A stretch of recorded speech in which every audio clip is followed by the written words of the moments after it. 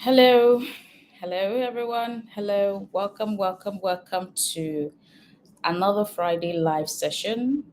Today is particularly a very interesting one because we're talking about something really phenomenal.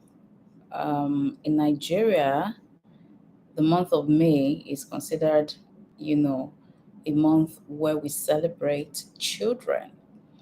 We've had the celebration of the boy child, which was in May.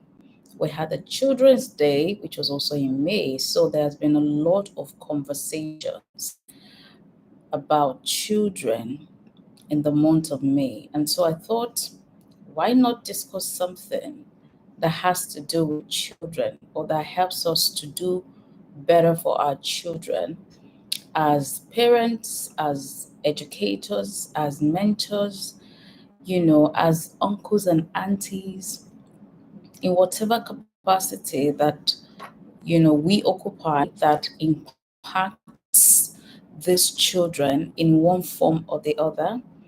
I think it's important that we have that conversation today. So, today we're going to talk about things that I wish I knew when I was 10. I'm 35 now, I'm in my early 40s. And even though I feel privileged and I'm grateful, I thank God for what I know today and how far I've gone in terms of building my career, in terms of the businesses that I do and all the different expressions that I have, and the intentionality I've always had also around building wealth and building for legacy. So I'm grateful for that. And I'm grateful also that I have the mission and the mandate to also help people build lasting wealth, which is the work that I do through all the different expressions that I have as well. So I'm grateful that um, is something that I'm doing and for the level of knowledge that I have as well. But I know that there are a lot of people my age or at my level who don't have as much of that knowledge because they've not been open to it. And when I also look back at my years growing up as a child, you know, I wish that I learned a lot of the things that I learned much later.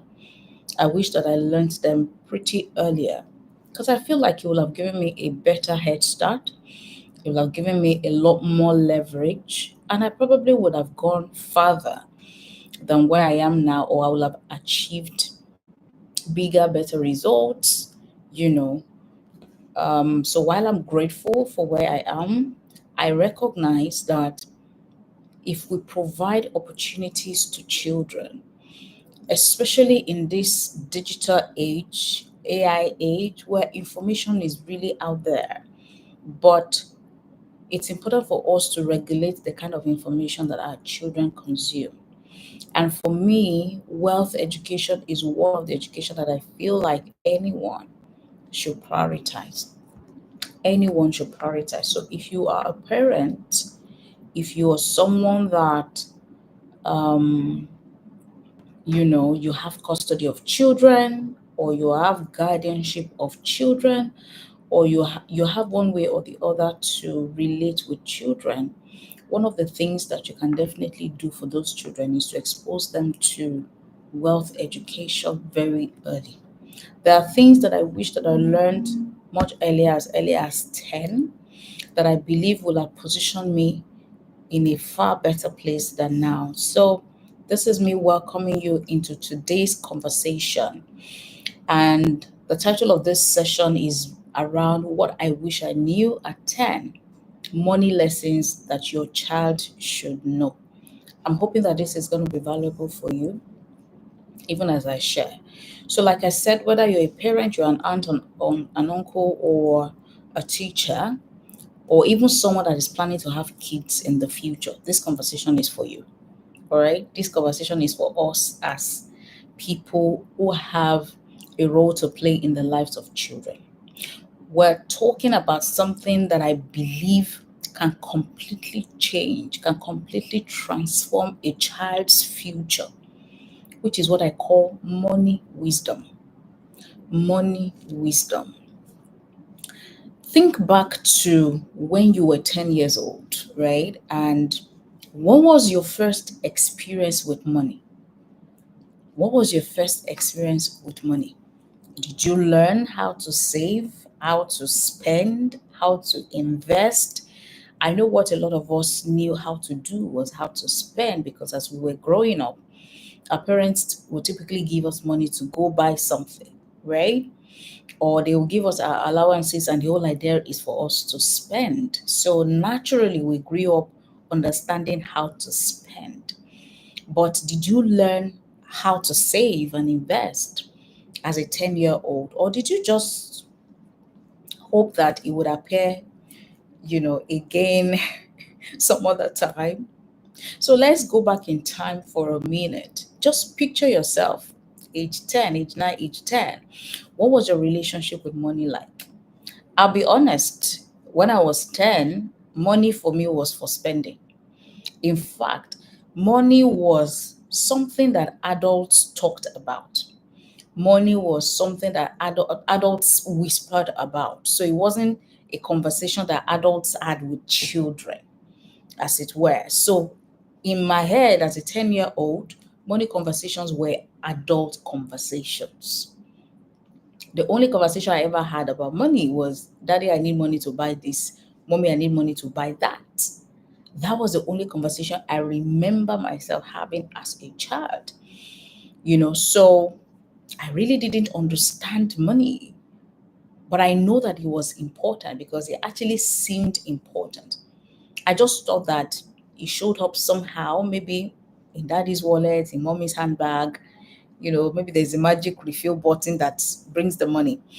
That's me just kidding. But I knew that they worked, right? So they go to work every day and they earn a living. So they get paid, right? So they get paid, and then, of course, they're also able to provide for us. I remember a very vivid example of when I was 9. I think, yes, when I was 9. That was the first time I received, money, like substantial money. I had followed my auntie to her shop, and that particular day I helped her, around the shop and everything. And she thought that, oh, I did very well. And she gave me, I think, maybe 200 naira, something like that. That 200 naira then is like you're giving a child maybe almost 20,000 naira now. Yeah, that was what 200 naira was back then. When I received, honestly, when I received the money, I felt like I was on top of the world. I felt like this is the best thing that has ever happened to me. And I didn't think about anything else I wanted to do with that money other than to spend it. And guess what I did? I spent it. I bought all the toys that I wanted, bought all the sweets, all the biscuits. I just bought whatever I thought caught my fancy with that money. No savings, no plan, just sugar and the items that I could play with. And those things, in less than a month or two, they were nowhere to be found, scattered all over the place, and that was it. 200 naira gone, which is equivalent of about 20,000 naira now. you know. So it wasn't until adulthood that I realized that I never really learned what money was meant to do.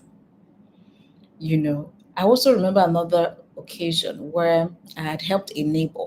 I helped her to sweep a compound, and she gave me, I think, maybe 50 naira or something like that, or yeah, which is almost like 5,000 naira now. I felt like a millionaire. I rushed out and I bought biscuits, bought candies, bought all manner of things, chewing gum. Guess what? By the next day, I had nothing left. I finished that money because I had no idea of how to save. I had no plan, no thought of the future, nothing whatsoever. And no one corrected me per se. So that was my earliest memory of money. It was almost a case of, oh, you earned the money, right? You did something good, somebody rewarded you with money, so you earned it. So you do as you wish with the money. That's my earliest recollection of what I did with money. And this has stayed with me for years. But today, as a parent, as an educator, a trainer, a mentor, I've realized that money is not just a tool, money is a teacher. Yes, money is a teacher. And if we don't give our children the right lessons very early, the world will teach them the wrong ones. That's what I've come to realize, because this world doesn't exist in a vacuum. We ourselves don't exist in a vacuum. So if you don't give your children the right education about money, when they go out there, the world is going to teach them its own version of money, what money should be about, what money should be used for. So I realized that this is so powerful, that our children are not too young to learn about money. I mean, look at me today, I'm in my 40s, and I remember vividly things that happened and how that shaped my relationship with money very early as age 9, age 10. So imagine that I had someone that sat me down and taught me some basic principles about money and how you can use money as a tool, and the wisdom on how to grow money, how to steward money. Imagine what that will mean for me in my later years when I began to earn my allowance, my monthly allowance, when I began to do little things around the house and earn some small, small money here and there. Imagine what that will do for me. So, our children are not too young to learn about money. In fact, most of their lifelong habits are already forming before they turn age 10. I can tell you that I have, a 12-year-old now, I have a 10-year-old, and I can tell you the things that my children know now at their age. I probably didn't know it until I was maybe like 16, 18. Most of what they know, especially around money, right? I probably didn't know until I was around 18, you know, and that is because I have now made it a conscious effort or a conscious responsibility to teach my children about money. And I'm going ahead to also teach other people's children. So basically, what I'm sharing with us today is really for us to come into the consciousness of the fact that our parents didn't do better or didn't teach us about money doesn't mean that you shouldn't do better than them. They didn't teach us about money because they also didn't know themselves. So they only gave us as much as they had, whether in terms of knowledge or other forms of resources. So the responsibility is now on us who are now having children with more informed idea of what money should be about. And we should be able to give our kids the right form of education, wealth education. So if you want to raise children who are confident, children who are generous, children who are wise with money, children who will make the right decisions with money, we have to start early. You can't wait till they are 15, 20 before you begin to shout on them, and force them to do things that they really didn't think was necessary. So why does early money lesson, why does it matter?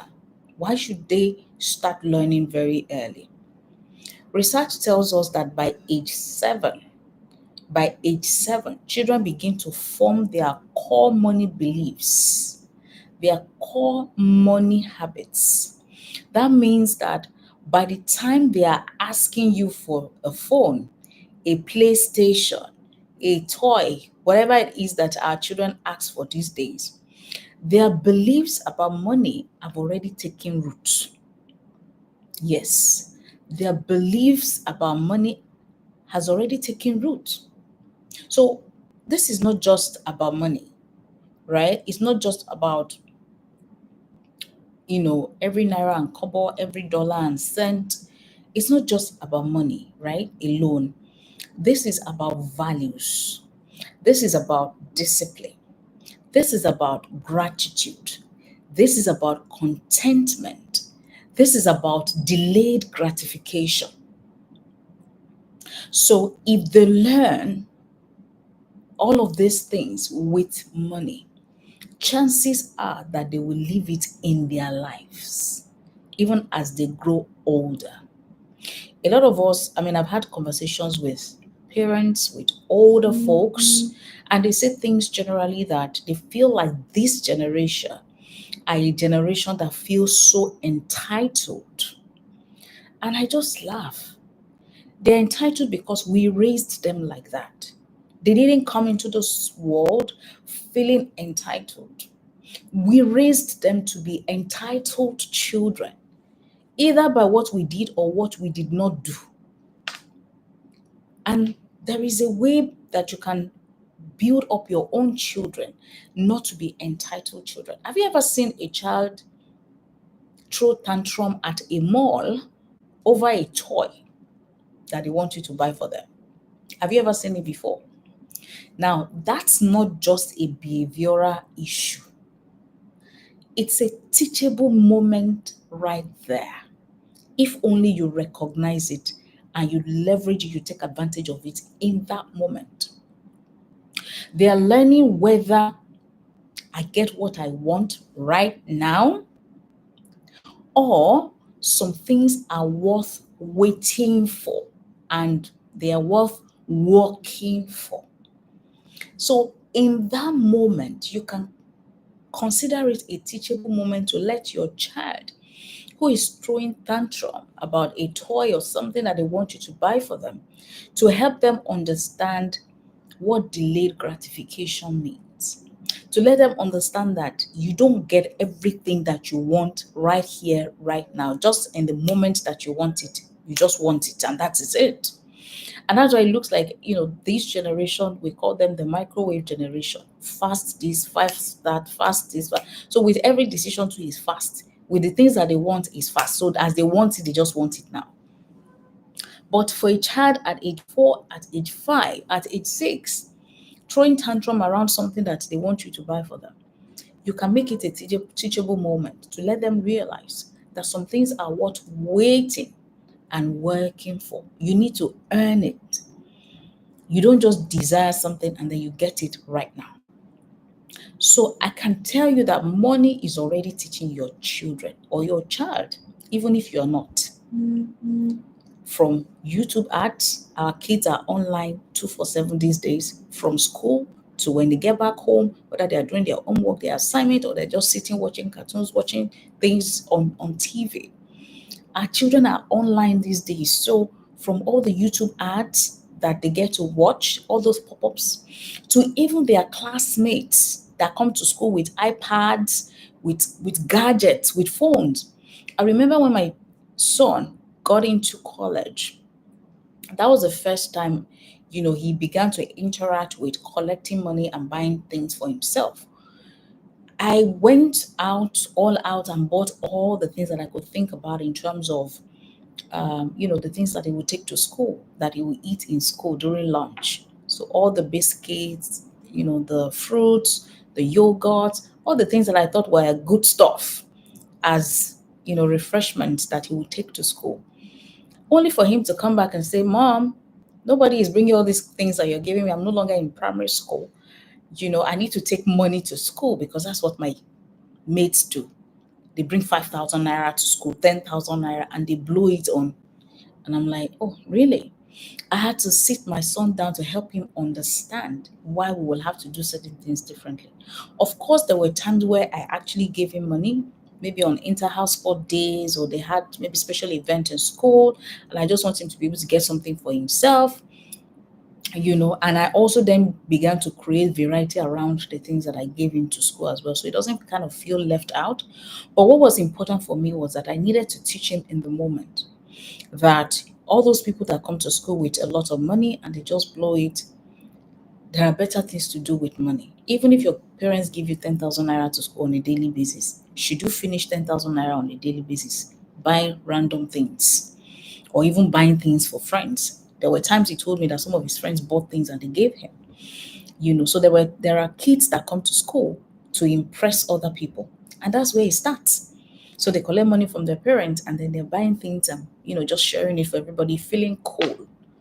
You see that habit of wanting to impress people. That's where it starts. And some people have done that even in their adult lives today. they have nothing to fall back on because they are living a life, they are living a lie. They're always wanting to create an impression. And so they go over and beyond. They go outside what they are capable of, to the extent that they even borrow money to impress their neighbors, to buy gadgets to impress their friends. That's where it starts from. So whether you're training your children about money or not, they're already getting the lessons. Whether it is the right lessons they're getting or not is a totally different conversation. So from YouTube ads to their classmates with iPad to birthday money from grandma, your child is already interacting with money. The question is, are they being guided? That's the question you need to ask.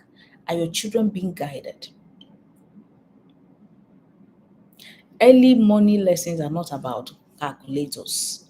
They are about character building, discipline, generosity, patience. So your child is already learning money lessons either actively or passively.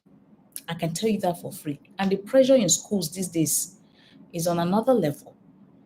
You can imagine what some kids are asking for their birthdays because they want to do something that will beat something that somebody else had done. Now, those are mini money classes that are happening daily that you can take advantage of to teach your children. So, for example, when your child asks you, why can't we buy that thing today or that toy today? That's a money moment that you can take advantage of. What do you do in that moment? Do you just shut it down and say, we can't afford it? And I know that a number of us have had that for the longest time while we were growing up. And those things that we heard growing up reinforced the scarcity mindset in our minds. We never knew that the things that we heard consistently were shaping our world view of money. So every time you heard, we don't have money, we can't afford that, we can't afford that, you heard it so much that it began to shape your worldview.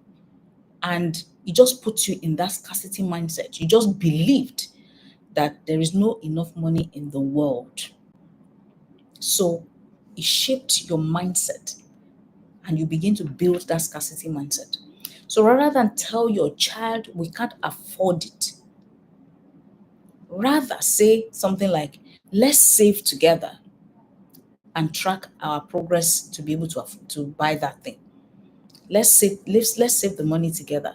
Let's track ourselves, and then maybe by next week or by next month we can come and buy it. Let's save for it. So if you tell your child, let's save for it to be able to buy it, you're not denying them access to something that they want. And again, you can even have a conversation around whether that thing is a need or a want, to even establish that, first of all. And neither of it is wrong. It's just that you need to moderate your wants. Your needs are basic, right? But you need to moderate your wants so that all your money does not go into, things that are just wants, that are not essential for life, for daily living. It's just things that you want for fun, for entertainment, for enjoyment, for feeling good. Do you see? So I'm going to share some money lessons that your child should learn before age 10, before we wrap up this session today. Number one lesson that your child must learn before they turn age 10, and even if they're above age 10, you can still teach them, okay? But if they're below age 10, is even better. Number one money lesson is money is earned, not just given. The reality of the fact that we give our kids money, they just feel like, you just have to ask and be given. Ask and be given. No, that's not how it works. Money is earned. If you're a business owner, let your children see how you make money. If you're a career person, let your children understand that you work and you earn salary. So there is a value exchange that is going on. So you earn money because you delivered value to somebody. Let your children understand that. You will find that it begins to reduce that entitlement mentality that most of them have today. I know we've heard people say, or our parents maybe say things like, money doesn't go on threes, money doesn't go on trees. Rather than use it as a teachable moment for your children to help them understand that money is earned. We just heard that statement, money doesn't go on trees. Again, that is also a scarcity mindset we're building right there. You know, I mean, I sure thought that money just came from wherever it came from when I was much younger. But how do you teach that money is earned? Introduce simple age appropriate chores and reward them for it. So, for instance, you can tell them, fold your laundry, arrange your room, tidy up your room, and then I'll give you $50 for that. And now I'm not saying that you shouldn't, allow them to do basic responsibilities. Don't pay them for basic responsibilities. Things like brushing your teeth, doing your homework. No, you shouldn't pay them for those kind of things.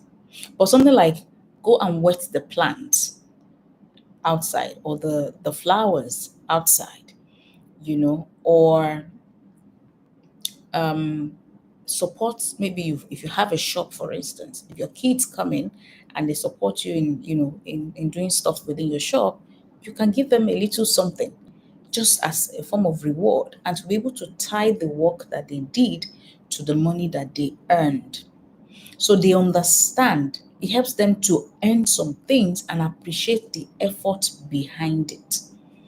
So if there are things that you typically not give your kids to do, they begin to show interest in doing it for money, or at least for a reward. Okay? So be able to differentiate between earnings and gifts. You have to be able to differentiate between earnings and gifts. So what I mean is create like small tasks that are appropriate for their age and then pay them when they do it well. Explain to them that adults work to earn, not just receive. And so they too must find a way to work to earn. That's a very basic lesson that we must teach our children. Number two lesson that we must necessarily teach our children is savings come before spending. Savings come before spending. Children need to learn that you don't spend every cent, every kobo that you get. Saving is a superpower. Let them understand that. You can use clear jars, label, save, spend, give. So you can give them like 3 jars or 3 piggy bank. So in one piggy bank, that's where they're saving the money that they want to save. The one that they want to spend for whatever, they put it there. And then the one that they want to give, they put it in the other jar. So they can see how their money is also accumulating. There's a joy that comes when a child sees their money growing. Today, my kids have bank accounts, they have mutual fund accounts for investment, they have piggy banks. All of it is to show them how money accumulates and how money compounds when they see their money growing interests. I show my children their bank statements. Yes, I show them because I want them to have an appreciation of the fact that when you save money, it compounds, the interest compounds, and your money begins to grow. I want them to have that understanding. And they also have their piggy bank that allows them to see physical money that they're putting, you know, together, or that they're putting towards something that maybe they wanted to buy at the end of the year. That way, I'm also helping them to learn delayed gratification. So even though you're going to spend the money, you don't have to spend it now. Can we save up for something that you're going to buy at Christmas? So every 1K, 2K, put it in your piggy bank, and then during Christmas, you use it to buy something that you like. That way, you know that it's still your money, you're still going to spend it, but delayed gratification is what I'm teaching them. You see, and by helping them to see how their money is growing in the mutual fund accounts that they have, they understand the mindset around saving and investment and how money compounds over time, how money grows over time, and how it yields interest. That's what I'm teaching them right there. So you can set a saving goal for your children or allow them to set it for themselves. And that saving can be towards something that they want to buy at the end of the day. And then help them to track it week on week. Okay?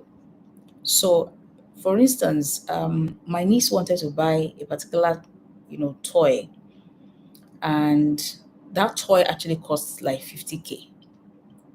So what I said to her is that I'm not going to give you 50K. I'm not going to go and buy the toy right away. What I'm going to do is that I will give you 500 naira every week. And I told her that she could save that money to buy the toy that she needed. Guess what? We saved 500 naira every week for 10 weeks. I could easily have given her 50K to go and buy the toy. But I wanted to build that muscle of saving and delayed gratification. So I gave her 500 naira every week. So if she spent the money, it meant that our dream, our goal of buying that particular toy, was jeopardized. So delayed gratification is being taught there. The power of envisioning what it will look like when she eventually holds the toy in her hands and feel like she achieved something, was also the joy I wanted her to relive when she eventually buys it. Do you see? So we need to find very creative ways to teach our children. And after 10 weeks, she was so proud, not just of the toy, but that she made it happen. It now became her work, what she did. That's empowerment. That's empowerment right there.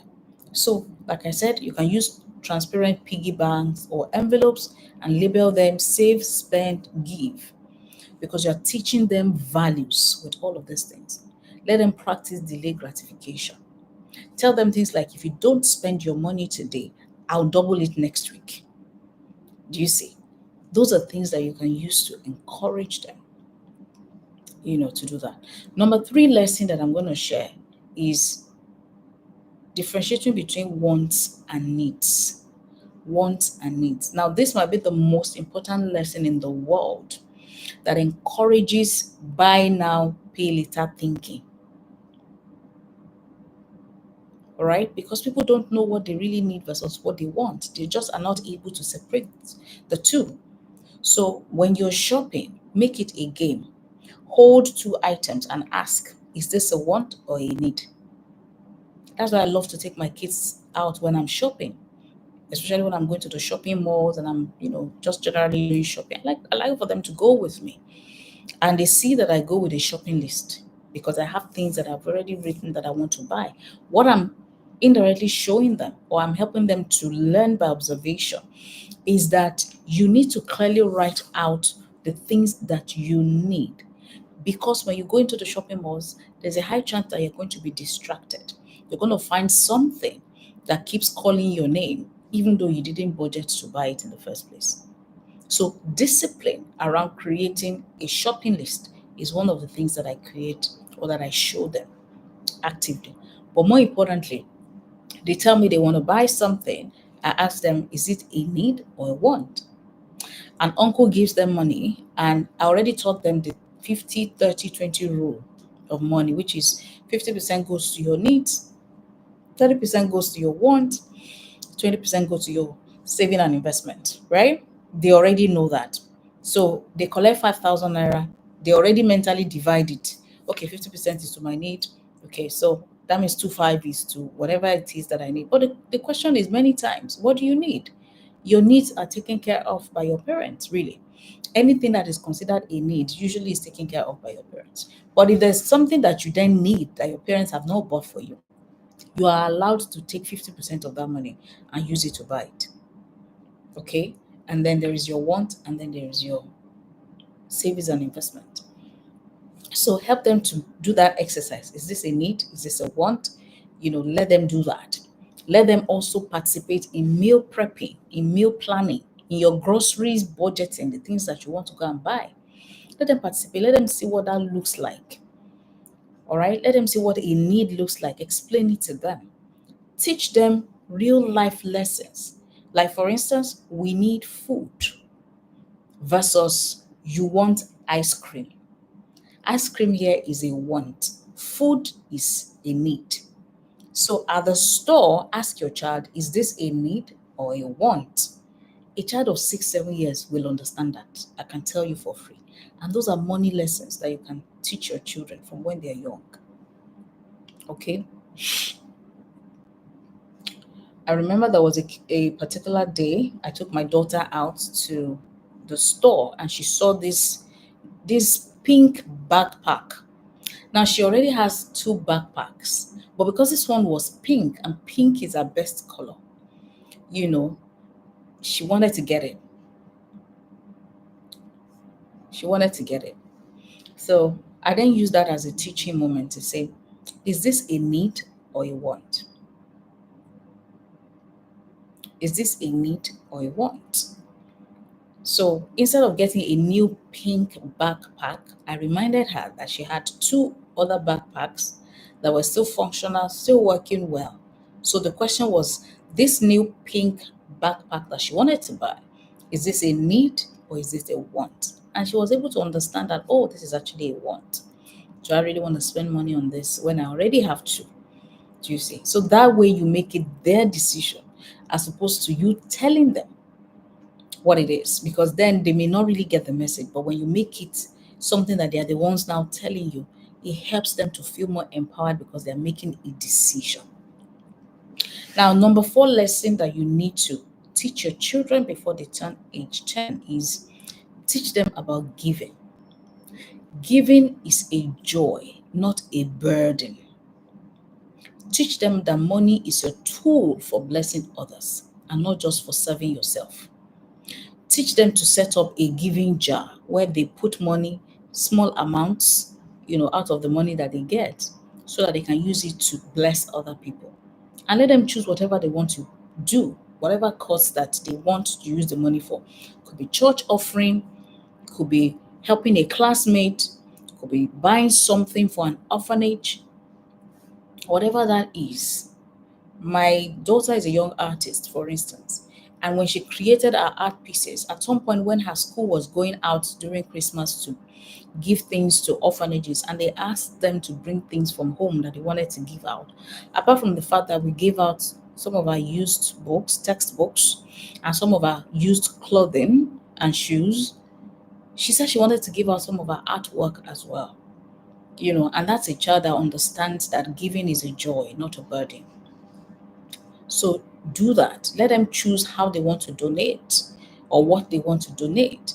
But remind them, giving builds gratitude. It helps them to be appreciative of what they have and the fact that they have what some other people don't have. It helps them to build empathy. Okay, so let them build a giving jar and let them do that. My kids, for instance, they know how to sort out, how to declutter their wardrobe, and they usually will be telling me, Mommy, I want to give this out. I want to give this out. So giving is part of the lessons that we teach them. Number 5 lesson is budgeting can be fun. I know some of us older folks don't even like to do budgeting, right? But you can actually do budgeting with your children and it can be fun. So make it visual. That's what I would say. Make budgeting visual, make it a game, make it part of their world, make it part of what they do. So you can set out a day and call it our budget day at home. And what you typically do with them is you help them to allocate money to different things: money for snacks, money for toys, money for savings, money for giving. You can also play the Monopoly game to simulate income and expenses for them. All right. You can even give them 1,000 naira pretend money and ask them to run their house for a day.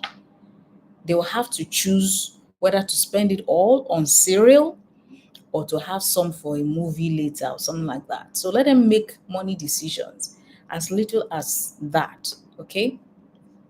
You can use Lego blocks to visually represent income, savings, spending. Just use that to create budget together during holidays or during weekends. You can definitely do that for them. All right. One of the things I did for my daughter when she was turning 10 was we created a budget together. And that budget went as far as saying how many people do we want to invite. Okay. She wanted an art themed birthday. So it meant that we needed to arrange for paint and sip.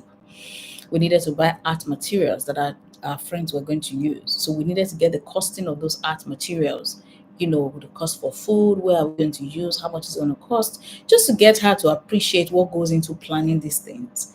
and the fact that it actually involves money. But more importantly, how to make money decisions around those things.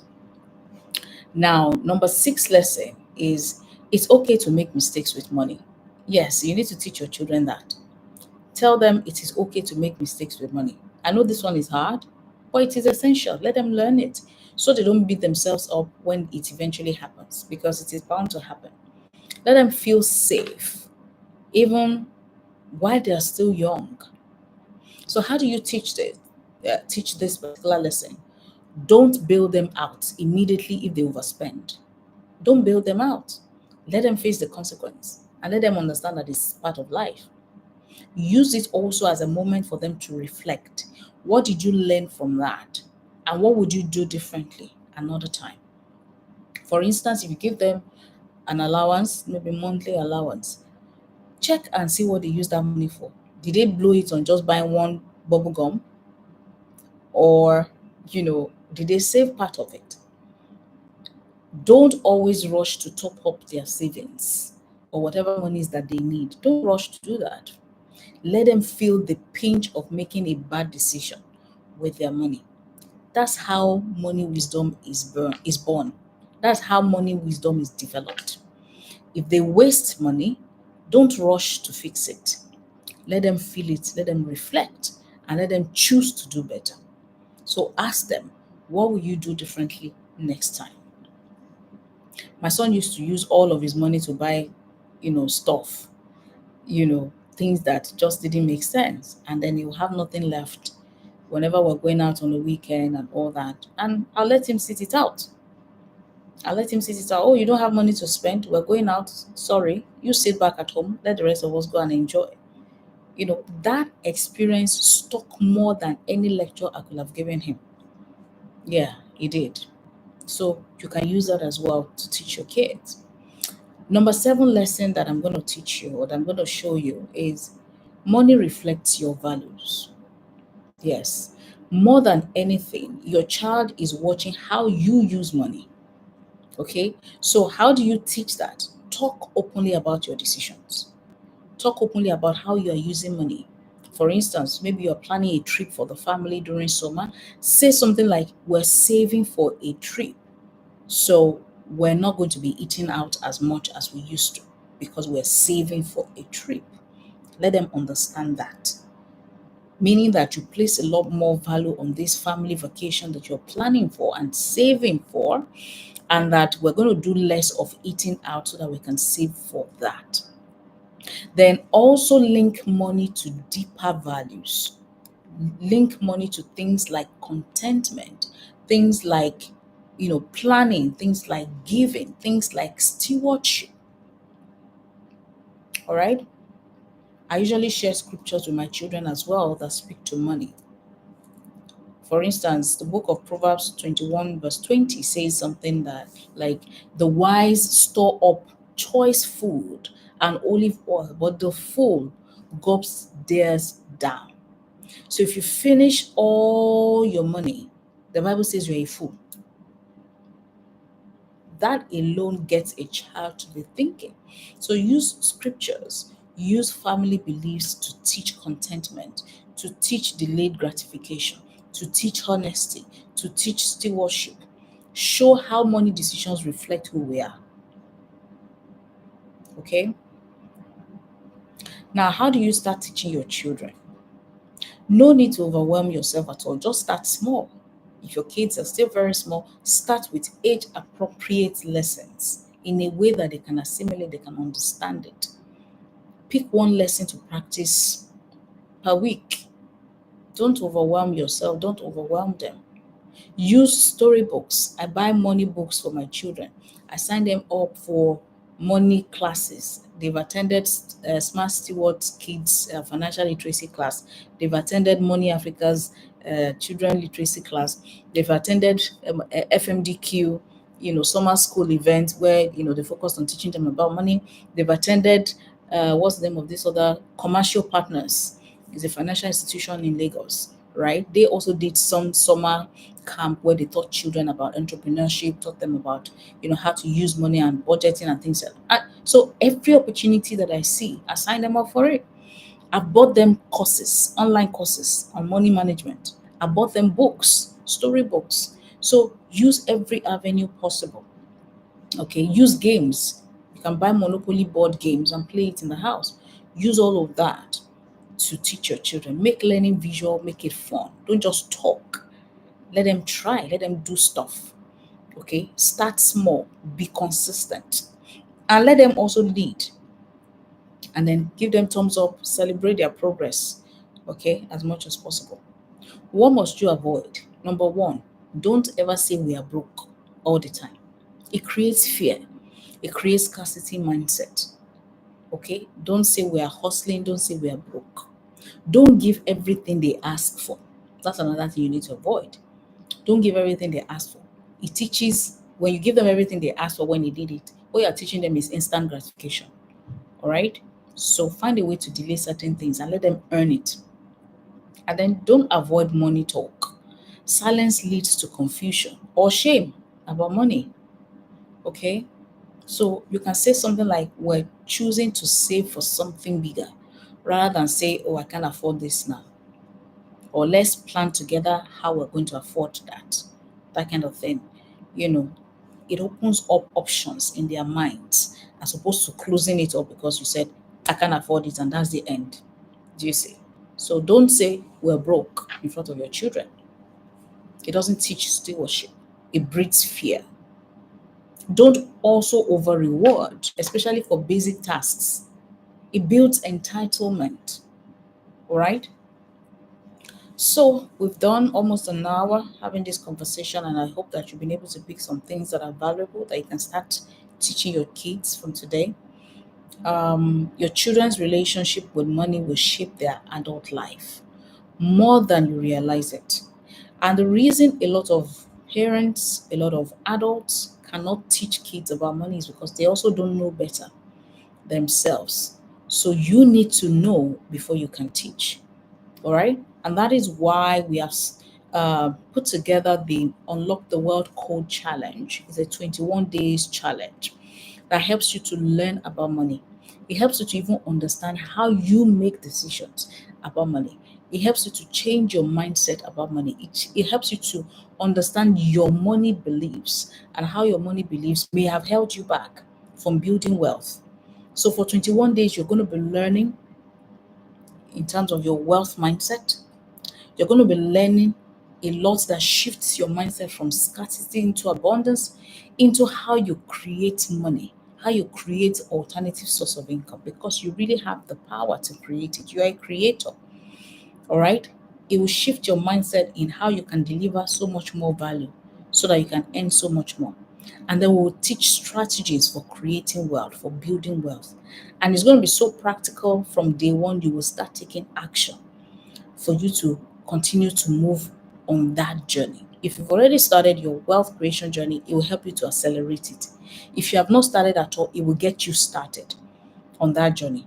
Out of the abundance of what you know is what you can teach. So if you don't know enough about money and feel confident about what you know, you can't teach another person. So the reason we're not teaching our kids, or our kids are not learning about money, is because we don't know enough to teach them. So come into the 21 days challenge, all right, and come and learn about how to master money, how to use money as a tool, how to build wealth and build wealth that lasts, enduring wealth, generational wealth, all right, and how to also, raise children that are stewards of wealth, that are financially responsible, okay, that understand wealth ownership and responsibility of wealth. That's all that you're going to learn, and many more that you're going to learn within a 21 days uh, period. You're going to have access to templates, tools that are going to help you on that journey, right? You're going to be taking action on a daily basis. You're going to be in the community, a private community of other wealth champions who are on the same journey as you and learning as you as well. So get into the description of this video. The link to join the 21 days challenge is there. Registration actually closes today, 30th May. So if you want to join, the program starts 1st of June.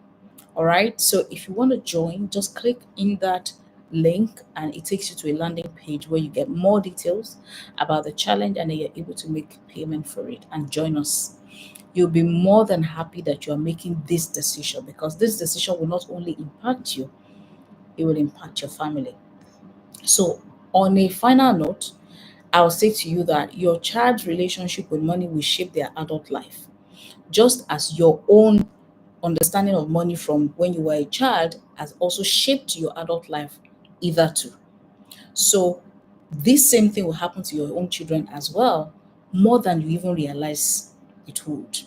So, you don't need to figure it all out in terms of what to teach them. Come into the 21 days challenge, we'll also teach you how to start this conversation. We'll teach you how to share with your kids. We'll teach you how to help your kids to have better understanding, because you also have better understanding. So let's raise children who don't just make money, but understand money, understand how to create it, how to earn it, how to manage it and grow it, how to preserve it, how to use it to create purpose and positive impact in their society. You don't have to be a financial expert to raise a financially wise child or children. Just be intentional. That's all you need. So this week, go ahead and have one money conversation with your child. Help them to plan, help them to save, help them to give, help them to invest. Start small, but start now. I hope this has been, valuable for you. Remember to like and share this video, subscribe to my channel so that you get more of this type of videos whenever I put them up. Until next time, this is me signing out for today. Have an amazing day. Bye for now.